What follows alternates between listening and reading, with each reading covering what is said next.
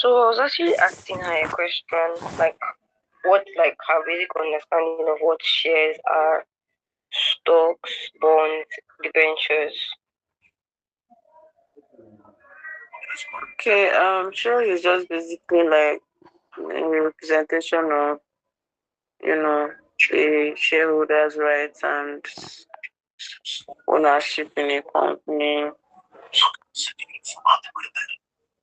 Debentures is a written acknowledgement of indebtedness when a company borrows money from outside. Okay. Okay. So now at this point I feel like there's no point teaching because you already know it all. So I don't know what's left. No, it all. Okay, I don't know it all, please. I don't know what's left for me to teach anymore. But okay, so let me just quickly do a rundown of what I taught in the last class because you're not in the last class. So like you said, basically share is having a stake in a company, right? Depending on the kind of shares that you hold in a company, right? And like I told them in the last class, is a chosen action. When you talk about chosen action, you're talking about something that is intangible, that it's a possession, it's something of value, but you can't necessarily touch it. You can't, it's not tangible, it's not something you can touch, you can feel, but it's something of value, right? And shares is a good example.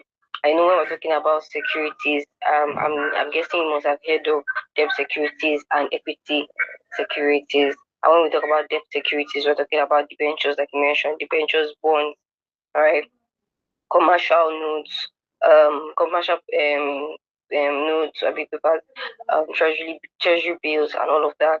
When we're talking about um equity, securities, we're talking about bond shares. I'm sorry, shares, stocks. All right. So let's put it this way: if we're to put it on a very plain and simple note, we see when we're talking about equities, we're talking about plus. When we're talking about debt securities, we're talking about minus.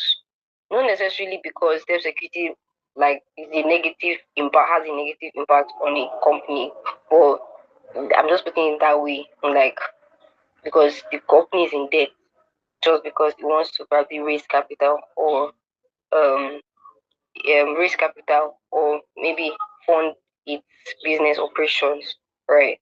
And then for um, equity securities, I'm saying plus because not necessarily that every time a company has shares, the company is doing well or it has a higher tendency to do better because it's not in debt per se. So we also spoke about the different classes of shares, ordinary shares, preference shares, and founder shares.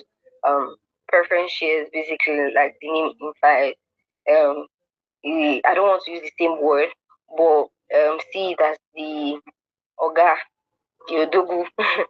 So it has a form of higher right as opposed to the um other classes of shares in the sense that the dividend is declared now. Preferential shareholders are they have like they have the um first what do you call it, the first right to receiving their dividend. And when we're talking about dividend, we're talking about profits of a company, right? So when a company declares dividend, usually a company is supposed to declare its dividend within a year, right? It's not shall, it's supposed to. So once it does that, a preferential shareholder is supposed to be first to receive its own dividend, paid its own dividend, and before the ordinary share, because the ordinary shareholders would receive theirs then before the founder shareholders. And the ordinary shareholders are usually seen as the burden bearing um, shareholders in the company. And then another thing we spoke about for preferential shareholders is that um, they have a so normally every share you have one vote per share. But for preferential shareholders, there are certain instances where they have weighted votes. So the karma doesn't necessarily permit having weighted votes. I'm going to talk about weighted votes. We're talking about the standard is it's like an exception to the general rule. So the standard is that for every um share, there's a vote per share, a vote per share. So, but in that situation, it's the exemption in the sense that a when we're talking about non-voted shares, unvoted non-weighted shares, sorry, non-weighted shares. What am I saying? Weighted shares. I'm saying not weighted shares. Sorry about that. When we're talking about weighted shares, we're saying that it beats the general rule that says, oh, one vote per share. So a shareholder can have more than one vote, right? And we stated different instances where a preferential shareholder can exercise the right to have more than one vote because it's not automatic. And one of it was when we're saying we need to, in a situation where a company needs to appoint an auditor, replacing the one that the office or the space that was vacant of a living auditor or an auditor that left or is no longer with the company. What again we talk about? Um, we also spoke about cumulative shares and non-cumulative shares. So generally, um, shares are supposed to be preference shares are supposed to be cumulative. It's like a rebuttable presumption that preference shares are supposed to be cumulative. I want to talk about cumulative preference shares. We're talking about say for example, you declare dividend, right? It's expected that you're supposed to pay that um the dividend to the preferential shareholders first, and then maybe for some reason of sort you are now in arrears, like you are owing preferential shareholders. What the law is saying in that instance is that you are supposed to pay off what you are owing till it's finally completed till the present day. So say for example, you are owing 5,000 um 5 million naira. Let's just put it to naira to currency, and the preferential shareholder is entitled to 5 million naira as their profit for that dividend, right? That they're supposed to be paid. And then for some reason also they are not paid that 5 million naira, and that dividend was declared, right? Now you will not now say that the new dividend that was declared, which is maybe 2 million naira, will be the only one that will be paid. You have to pay them that 5 million naira, including that 2 million naira, right? So it depends. So to the number of areas you're supposed to pay that. So that's why the general rule is that except expressly provided, the preference shareholder is supposed to enjoy a non-cumulative kind of shares. And then cumulative is the opposite of non-cumulative. Is basically saying that once you have missed the rights of your dividend being paid, you cannot now come back again to request for it. So all you'll be entitled to would be um, what you are currently due. I don't know if you get it to this point, Faye. Yes, I guess it's. Thank you. So can you help us now? Since you get it, help Tiolua, Toyin, and Nelson. Just give like 1 minute of what you have or less of what you just got. Okay, you're talking about preference shareholders, like the different classes of shares and the rights that accrue to holders of those shares. That for preference shares, they're like like as the name implied, they are the ones that have enjoy more, benefits in the sense that there's cumulative preference shareholders and non-cumulative shareholders. So for the cumulative shareholders, they have like a fixed amount. Like when the company is declaring dividend, they typically have a fixed amount.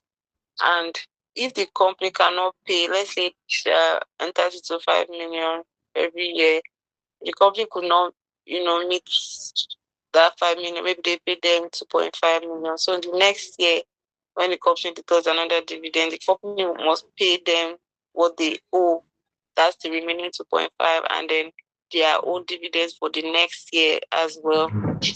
And for non-cumulative preference shareholders, they forfeit whatever the company owed them in that instance, right? Yeah. Thank you very much. You were really listening. Thank you. I hope Nelson and Tony were able to get something from that. Yes, I did. Okay. Yes, I did. Thank you, ma. All right. Thank you. All right. So let's move fast. Before you people came, Tony and Nelson, I was saying how we started talking about shares last week. But he was not in the class, and you were not in class too. So I'm just quickly going back. So I'm trying to be as fast as possible because we still have quite a lot to cover. But yeah, we're talking about securities, we're talking about equity securities and debt securities, and we're talking equity securities, we're talking shares, we're talking stocks. Debt securities, we're talking debentures, we're talking bonds, we're talking commercial papers, we're talking treasury bills, and all of that. So yeah, we'll see how far we can cover. So another thing we discussed was issuance of shares. So you can issue shares basically in three ways, right? Per value, at a discount, and at a premium. So now, when you're issuing shares at a premium, the the law does not prohibit you to issue shares at premium. So let me break it down. So you are issuing shares at a premium. It's basically saying that, say for example, I'm supposed to give you a unit of shares for, because shares are measured in units. So I was supposed to give you a unit of shares for 500 naira. That's the base value, right? Which is also known as the nominal value. So the nominal value for that share is 500 naira, meaning that every person that should normally buy that share or have access to the class of that share should at least see, like, the list or the base value should be 500 per unit of that share. And as a company, we now decide that, oh no, we're not doing 500 naira per share. It's too small for us, like we're bigger than this. So we're going to offer this share for 1,000 naira per unit of share. Right now, the law does not prohibit you from doing that. All it expects of you is that once you once you do that, you're supposed to remit the difference. So it's like remitting the extra, that you have gotten on the nominal. Sorry for the noise. An aeroplane is passing. So sorry about that. So the law expects that you're supposed to remit the excess of what is on the base value or the nominal share to an account called the share premium account. So say for example, you were supposed to, the example I gave, you were supposed to sell the share or offer the share to members for 500 naira per unit, and you offered it for um 1,000 naira per unit. So Nelson, quickly just tell me, what do you think would be the, we're just using our normal calculations to say, oh, what would you think is the extra on that 500?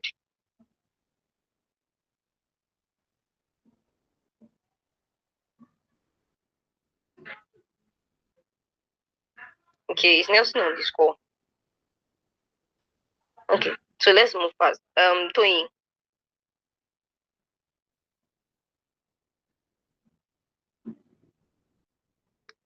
Ma. Yeah, did you get the question? No, I didn't. So but you got the example I gave, right? Yes, I did. Yes. So I was saying that, I asked the question. I was saying that I explained how the law does not prohibit you from offering shares at a premium. So I'm saying in that situation where the base value is 500 naira for one unit of shares, and your company now decides to offer the shares for 1,000 naira for one unit of shares, right? So how much do you think is going to be the excess or the nominal or the base value of that share?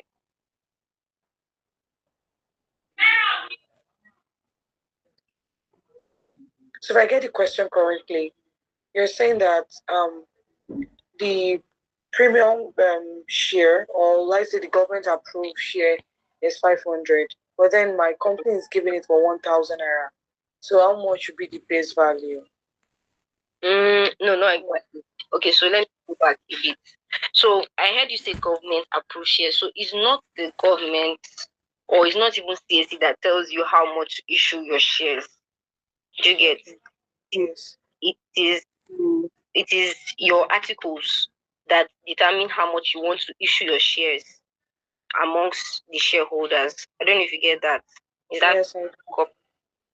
so now in that situation, now what I was talking about premium now, the Corporate Affairs Commission is what basically like it's not the only regulatory body. So that I don't confuse, it's not the only regulatory body, but it's one of the major regulatory bodies that govern corporate organizations like companies, right? Yes. So that's why we have KAMA. So now KAMA does not prohibit you from offering shares at a premium. Now all it requires from you is that if you must offer shares at a premium, right? It must be sent that the aggregate amount or value of the premium on those shares has to be transferred to a share premium account. So that's why I gave that example. So say for example, your company says, oh, in our articles of association, and when I talk about articles of association, just see it more like a constitution, a guiding principle that guides the company. The members of the, exactly, thank you. So your articles are, you know what, in this our own company, we know that people do one unit per share for 15 naira. We want to do our own for 100 naira, or let's even put it at 200 naira. We want to do our offer our shares for 200 naira per unit of shares, right? Yes. And the karma does not stop you from doing that. What is now saying that you have to remit the extra, the aggregates. So both value now is 100 naira. Do you understand? That's how much you should have not issued that share. But you decided to take it a notch higher and you issued it for 200 naira. So Kama is saying that you would have to remit the extra. Naira. Exactly. Thank you. So the extra, you have to remit it into a share premium account. So meaning that company has to create an account called a share premium account if it must issue shares at the premium. I don't know if that makes sense. Yes, no, it does. Yeah, all right, thank you. So now we move to. So, can you repeat that? Just that last part. Okay, which part exactly? For you to issue at the premium, something must happen. Okay, so I'm saying for a company to issue shares at the premium, it's well, yes, I don't say implied, but for you to issue shares at a premium, or Kama use an account and remit. Okay. Yes, create an account. Yeah, I'm listening. I'm listening to you, Faye. Yeah, I said so. The extras on all, like the extra profit made, has to be put in a separate account called the premium account, right? Yes. Not even the premium account, the share premium account. That's what it's called. The share. Okay.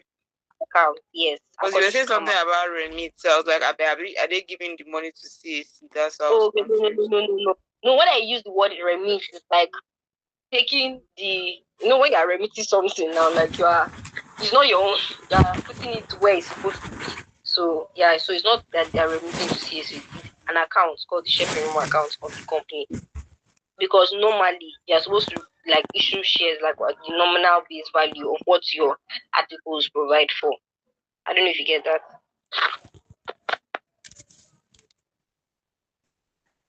Did you get that, Faye? Yes, I did that. Thank you. Okay. So now we mentioned shares at the discount, issuing shares at the discount. I just want you to know that it is unlawful for a company to issue shares at a discount. Like, just put it in your head that it is unlawful for a company to issue shares at a discount, right? And that is in section 146. So yeah, that's basically that. Okay, what else did we talk about? Okay, so we can now move to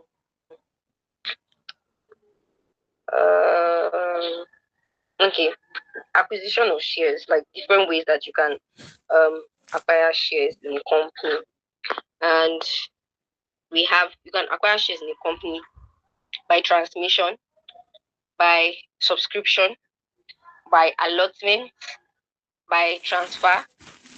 I said transmission, subscription, allotment, transfer, and by surrender. Okay, so please, I want you to listen to this very well so that you don't mix it up. So let's start with allotment. So when you are allotting shares, basically just see it as the original issuance of new shares, right? So they are issuing new shares to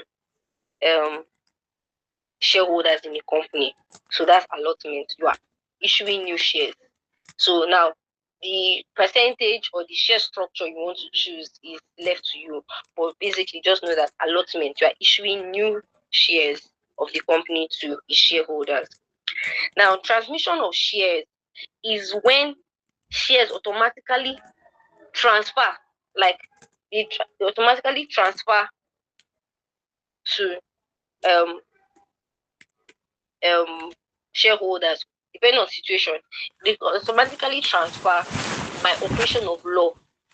And when you think about operation of law in this instance, we're talking about maybe by death or by bankruptcy. So, does anybody or can anybody explain to us? Okay, Toyin has not spoken in a while. He has spoken. Okay, no, Toyin has spoken. Nelson has not spoken. Nelson, can you tell us when you say someone is bankrupt, what does it mean?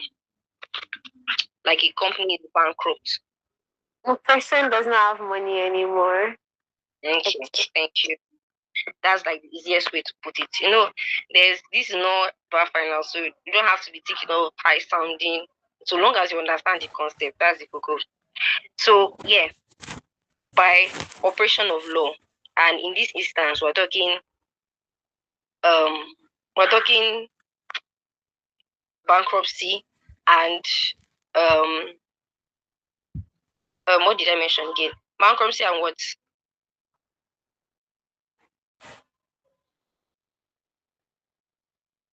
Silence. You said bankruptcy and someone dies. Yes, by death. So once person dies, yes. So now I don't really understand that bankruptcy. I understand like is it transmission we're talking about, right? no, we're talking about yes, we're talking about transmission. We're talking about allotment. We're talking about for transmission, I understand that okay, if a shareholder dies, you devolve to his personal representative. So I don't understand the bankruptcy part. Like, so the bankruptcy part basically is that like Nelson said. I don't know if Nelson. That sounds like the guy's name, bro.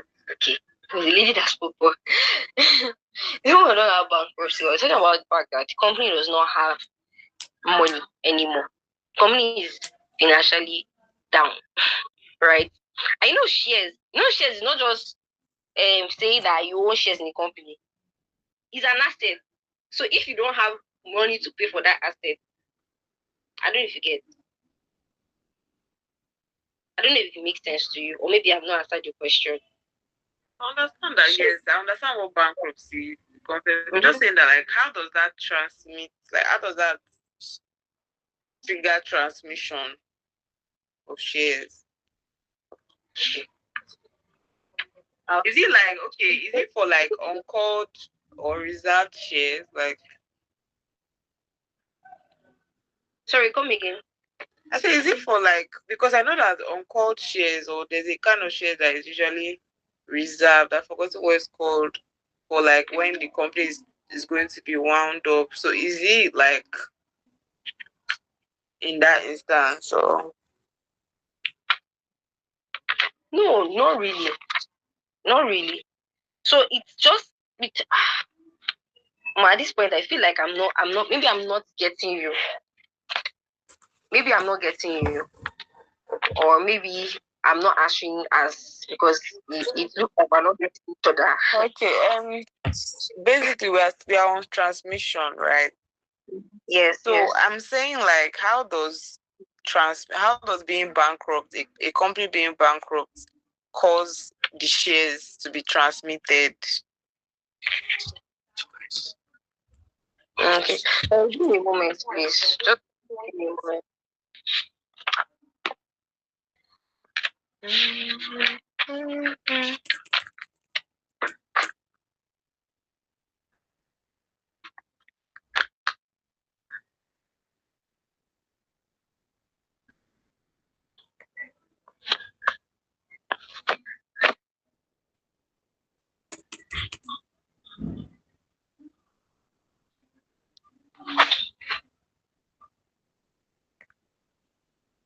Sorry, please, I'm here. Just give me a moment, please.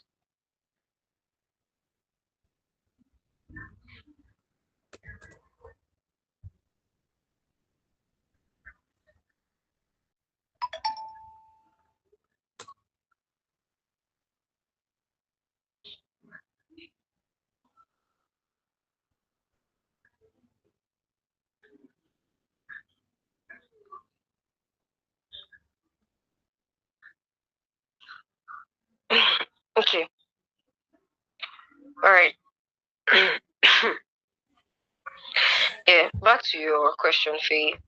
So I'll try to answer as best as I can, because, like I said, it's probably I'm not getting the question right. But like I said, when a company is bankrupt, you already said you know when a company is bankrupt, and shares. I know you're talking about called up shares or shares that have not been paid for. So the thing is that whether even if it has been paid for, right? If a company becomes bankrupt, or let's even say, for example, an unpaid share, right? I know when shares have not been paid for, a company can put a lien on that share. So in that kind of situation, a company is like saying that, let me put it in the simplest way I can put it. You choose to subscribe for something, right? And along the line, you can no longer afford that thing that you choose to subscribe for. Because you cannot afford it, it will not longer be yours anymore, because you need to pay for that thing to be able to enjoy the benefit that comes with it. So it will go back to the owner, or most likely remain in a depending on what it is now. I'm just using a random thing now, not shares now. Remain in a position or in a reserve or whatever it is, to whenever you are able to what do you call it, to regain or be able to pay for that thing to enjoy benefits again, right? So I know when we talk about like bankruptcy, it's not just because a company, somebody just say, oh, this company is bankrupt, it must have been declared bankrupt, like legally, right? It also doesn't stop the company from making or coming back financially. That you have declared bankrupt now does not mean you cannot be financially stable later.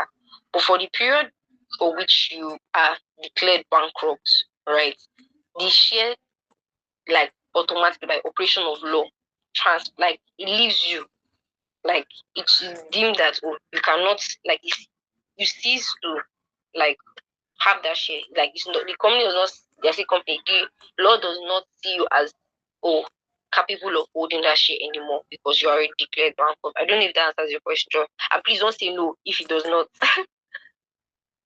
Yeah, it does. Thank you. All right, because I know you might want to say yes, like so that we move on, but like I just want to be sure that it answers the question. No, it does. I understand. All right, so yeah, so back to what we're saying about transmission of shares, usually by operation of law. So if one person who owns a share dies, it, it's like your share is hanging, basically. So like Faye said, if you have like if it is by, let's say you have a share, because I also need to mention that, as when it comes to shares and you got shares, you can have joint holders of shares. So like two people can co-own a share. So if that person who maybe died had a was the share was joint it was jointly held, unless it's jointly hold, jointly held, the other person now will be deemed like the owner in the time being, like for the time being of that share. So I think for context, let me read what section is this? Section 179 for transmission of shares. So section 179(1) says that in the case of death of a member, the survivor or survivors where the deceased was a joint shareholder, or the legal representative of the deceased where he was the sole holder. So now there are two things now. Right, this before we go down, let's pick it out. So they are giving you two cases now. The first case is where the death, in the case of the death of a member. Now we're talking about death now. The survivor or the survivors where the deceased was a joint holder. So we're talking about the survivors now. So Mr. I don't want to use somebody's name so in case it's related to somebody. Mr. O died and he had a share in boho companies, and by reason of law the shares has transmitted because of his death. Now Mr. O survivors, so whoever his survivors are in this situation, whether he's survivor or survivor, like the way the law puts it, Mr. O survivors where the disease was a joint shareholder. So if Mr. O owned that share with someone else in that company, now they are referring to him in that instance where he's a joint shareholder, or the legal representative of the deceased where he's the sole holder. So now in this situation, you are not Mr. O was not co-owning the share with anybody. So in that situation, be his legal representative. Now in these two instances, so it's all. So it can be either this or this.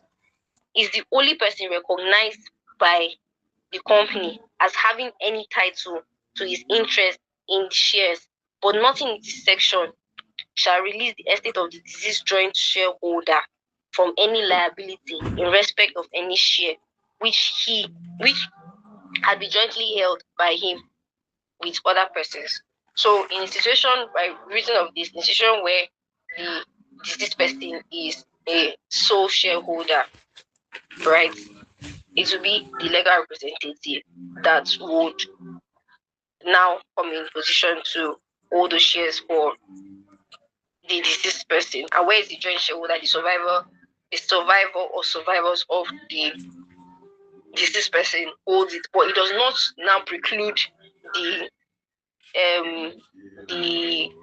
whoever is going to now take over those shares on behalf of the deceased person from any liability that naturally comes with that shares, even if there's a lien on that shares, right? So we can go to read the sections ourselves.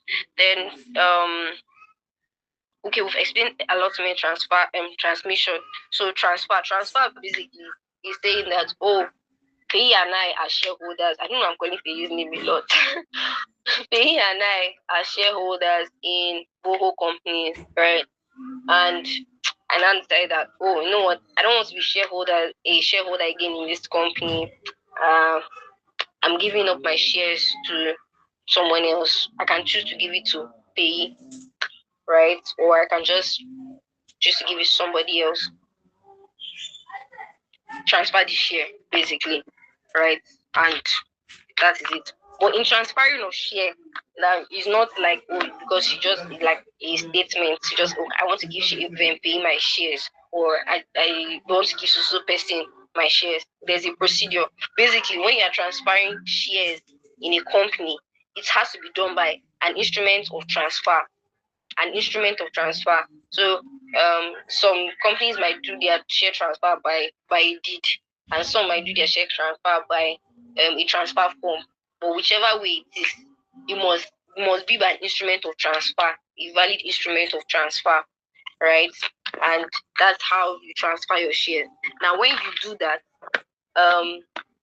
and also basically it's not subject to the articles of association, really. Subject to the articles of association.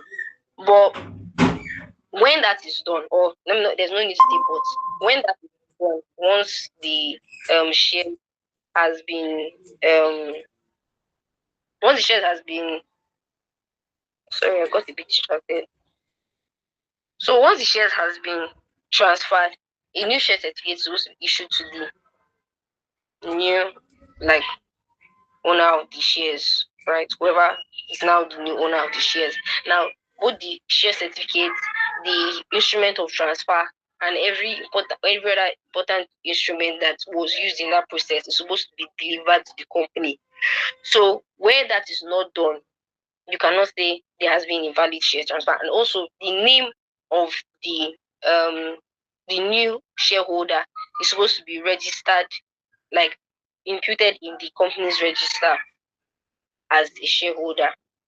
Now, where this is not done, you cannot say that a valid transfer has been done. So, even if a transfer has been done, like by an instrument of transfer, and there has been an issuance of certificate, share transfer certificate, and the, what do you call it? The just a share transfer certificate, sorry, share certificate, and the name of the new shareholder is not registered in the company's register, or put down in the company's register, it is deemed that the old person that is there. So, say for example, it was his name that was there, irrespective of whatever has gone on, her name is going to remain there, and that's it for that, right? And the company would assume that no process has been taken until the person's name is issued, is penned down in the register. And then also the company can decide not um to how do I put this now? The company can decide to refuse an instrument of transfer, like refuse the process and say, "Oh, we're not agreeing to this." But in a situation where there are actually instances where you can read, like, the camera to see those situations, because already far behind track. But yes, in that situation where a company decides not to register or even approve or recognize an instrument of transfer, the company must notify the transferee, person who wants, or what I say, person who the previous shareholder who wanted to, or has by paper or by procedure transfer their shares, must inform them not more than 2 months. Like, it has to be within 2 months of his refusal to do so. So, like, it has, like, it's mandated. The company is mandated to actually give the person like a notice of his refusal of the transfer, and that's supposed to send to like the transferee, right? And yeah, so then I think the last one, surrender, that I've not spoken about. Surrender basically is saying that you don't want to, like, you are literally like surrendering all your shares. I'm not transferring to anybody, there's not surrendering your shares, and like your shares is going back to the company. And I don't know if I mentioned, but, and I don't know if we know, but a company is not allowed to have like unallotted shares. So you cannot just, as a company, have maybe 1 5 million naira hanging somewhere. By virtue of Kama, you have to allot all your shares. So in a situation where a shareholder says, "Oh, I don't want to own shares again in this company," and surrenders their shares to the company, and the shares go back to the company, that company must issue those shares, must allot those shares. Like, must the allotted shares must show zero. Like, there should be no like unallotted shares, basically. Wow, this is already 6 o'clock.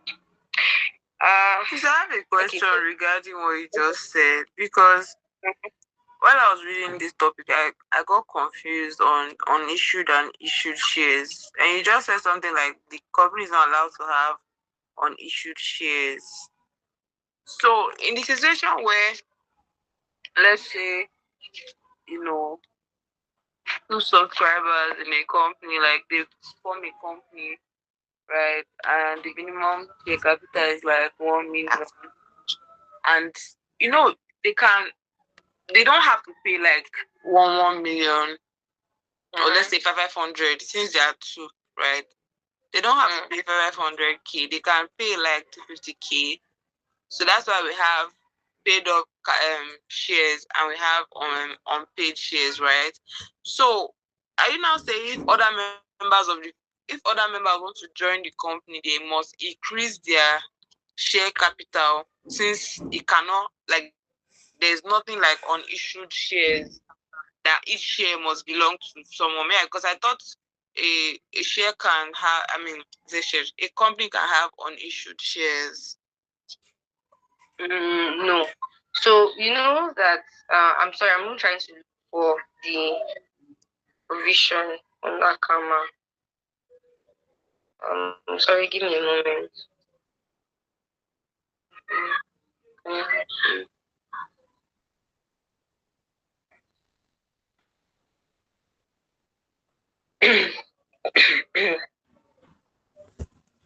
I'm trying to look for this section.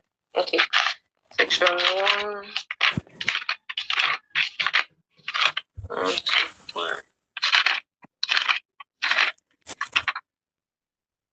Okay. I'm looking for the subsection exactly. So it's section 1 to 4. So why I'm actually opening the camera for us is basically, I don't know if it helps you, but for me, if someone is teaching me and saying, oh, opening this section and saying particularly section this, like it helps me to retain and to remember. So I'm trying to find the exact this thing, but a company is actually not permitted to have all issue shares by virtue of Kama 2020, right? Like I'm trying to see how to explain it. So from your example, you say a company has two shareholders, right? Is that what you said? Yes, like upon incorporation, two subscribers. Mm-hmm. Yeah. Mm-hmm. So sorry, please go again with the example. So I'm saying, like, let's say it's a private company, their authorized capital or share capital is, they have 1 million. They're using 1 million, right? So and each subscriber bring, let's say, 250K. So obviously, are you saying they must pay like 500 each for that 1 million naira? Oh no. Okay, so I think you are mixing like paid up shares with issued shares. That's what I'm saying. Like, does it have to be like, yes, like I'm saying, yes, I know that they can pay up and they can, like, there's paid up and there's unpaid, right? Are you saying that they have to split the unit of shares equally between the two of them inside that 1 million? So whether they pay or they don't pay immediately, that one is not really material. Are you saying that they can't just say, okay, let's say one share is 1 naira, right? And there's 1 million, meaning all the shares is 1 million, right? So are you saying they will split it between themselves? 500,000 shares for one person, the other 500,000 shares for the other person. Yes, that's what I'm saying. Equally. So it doesn't have to be equal. It doesn't have to be equal. No, I'm not saying it has to be equal, yeah, but I'm saying, like, must it, like, the total number of issued shares must match the one that they are starting up with. Okay, I'm not sure I get that total number of issued shares that must match. But basically, like 1 million, that's the minimum share capital, right? That's their capital that they're using to start up the business. So are you saying they have to issue shares that add up to that 1 million naira? So because I was thinking that, like, if there are two people, let's say they issue, let's say someone takes 200,000 shares, the other person takes 200,000. So the company will now have unissued share of 600,000, just in case other members want to come in. I get what you're saying. You understand? So let me. I understand. I think I understand your question now. I think I understand your question now. So what you're saying is correct, and what I'm saying is correct. So it's more like we agree with each other, but you just want to get clarification. So they cannot have. So say for example, it's 1 million. One person has let's say they have let's not do 500 thousand, because that will give you 1 million. So we have 1 million. One person has 500,000. The other person has 200,000. That's 700,000, right? So that means you have 300,000 hanging somewhere.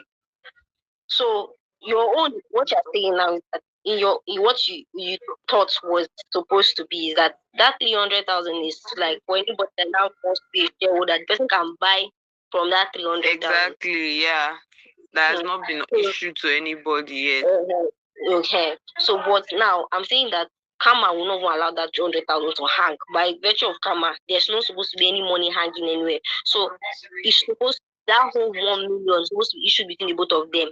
Then, if they want to now like bring in a new shareholder, do you understand?